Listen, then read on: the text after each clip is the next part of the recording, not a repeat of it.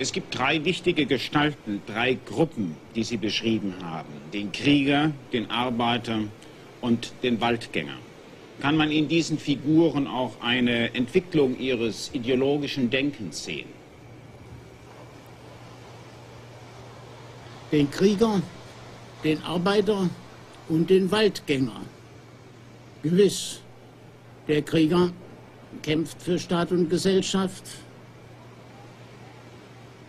Der Waldgänger hat sich mit der Gesellschaft überworfen und muss sehen, wie er außerhalb ihrer zu seinem Rechte kommt oder zumindest seine Sicherheit gewährleistet. Da sind ja nun die alten Isländer ein unerreichtes Vorbild.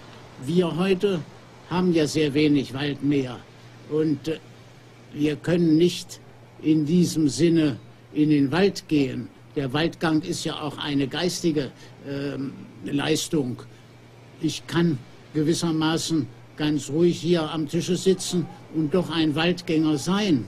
Ich würde diese Haltung sogar vorziehen, dem offenen Widerstand, weil die Mächte heute, die großen politischen Mächte so stark sind, dass man eigentlich mit dem offenen Widerstand nicht mehr erreicht als seinen Selbstmord.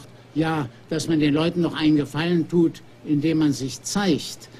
Das ist allerdings auch eine Einsicht, die erst durch die Epoche, die kurz hinter uns liegt, mir eingeleuchtet hat.